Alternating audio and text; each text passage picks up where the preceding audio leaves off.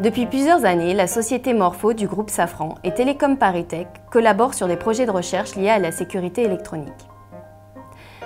À son arrivée à la tête du département Infres, Gérard Mémy a décidé de pérenniser cette collaboration en créant un laboratoire commun inauguré fin mars. Gérard Mémy, responsable du département informatique et réseau à Télécom ParisTech, et Vincent Boitou, responsable de la recherche externe à Morpho, reviennent sur ce laboratoire commun appelé Identity and Security Alliance, the Morpho and Télécom ParisTech Research Center. Bonjour. Bonjour. Bonjour. Bonjour. Alors, comment est né ce laboratoire commun? Je pense qu'au départ, les relations sont liées au fait qu'une grande partie des chercheurs de Morpho sont passés entre les mains d'experts des enseignants-chercheurs de Télécom ParisTech, puisqu'il y a beaucoup d'anciens élèves de l'école dans nos services de recherche.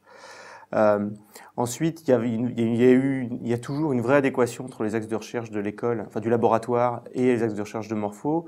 On peut citer notamment les travaux de Marc Sigel sur les champs de Markov qu'on a appliqués avec succès dans les traitements automatiques des empreintes digitales.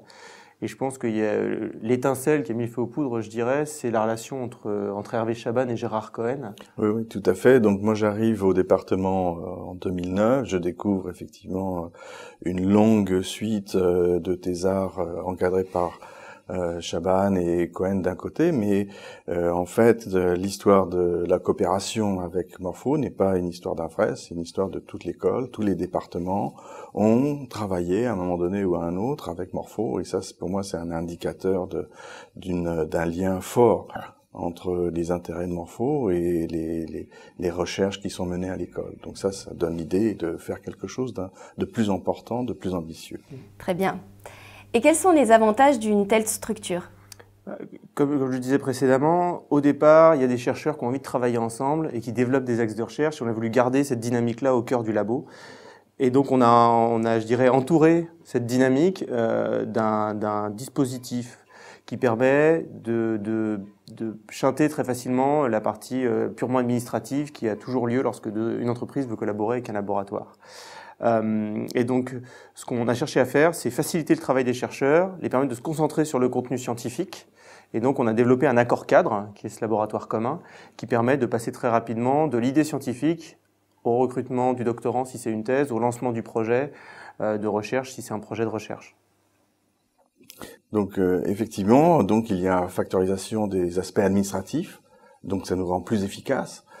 Mais ce qu'on cherche à atteindre par la mise en place d'un tel laboratoire, c'est aussi plus de visibilité, plus d'ambition, plus d'émulation et de prévisibilité un petit peu. Donc on va commencer à se connaître beaucoup plus profondément entre Morpho et l'école.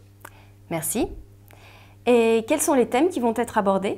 On a en gros l'identité et la sécurité. On a cherché à structurer l'activité de labo autour de ces deux thèmes-là. Et la sécurité de l'identité, je dirais, qui est probablement la partie la plus importante. Aujourd'hui, on ressent vraiment le besoin de protéger l'identité des gens et aussi, quelque part, de décupler l'utilisation qui est faite de l'identité des gens. Et donc, il y a un certain nombre de sujets de recherche qui sont associés à ça. Évidemment, il y a toutes nos activités dans la biométrie. Mais il y a aussi la protection de ces données, qui est très importante. Et puis, aujourd'hui, les systèmes sont de plus en plus complexes, de plus en plus ambitieux, et ils ont des exigences sur l'infrastructure qui les soutient, qui est de plus en plus importante, et on veut vraiment s'appuyer sur l'expertise Télécom ParisTech dans ce domaine. Donc voilà, deux lignes de travail qui s'enrichissent l'une l'autre, qui font écho l'une à l'autre. Donc sur la sécurité, on a les travaux de Jean-Luc Danger au niveau du matériel, les travaux de Pascal Urien et d'Hervé Chabanne dans un projet qui a été remarqué, qui s'appelle T2TIT, si je ne m'abuse, j'ai toujours du mal à dire les lettres, et qui a reçu un prix César, dont le protocole est en phase de normalisation. Donc ça, c'est déjà un très bon résultat. Donc un passé très fort. Et puis on va continuer de travailler sur cette voie-là. Et puis des actions dans la biométrie, reconnaissance 3D, biométrie faciale avec Isabelle Bloch. Et puis, plus classiquement, avec Gérard Cohen, qui continue les travaux avec Hervé Chabanne, en particulier en ce moment sur la répartition du calcul du matching. Donc, Et ça, c'est la deuxième ligne de travail. Donc, première ligne, c'est purement sécurité. Deuxième ligne, c'est la puissance et l'efficacité du calcul. Il faut rendre un calcul très rapidement.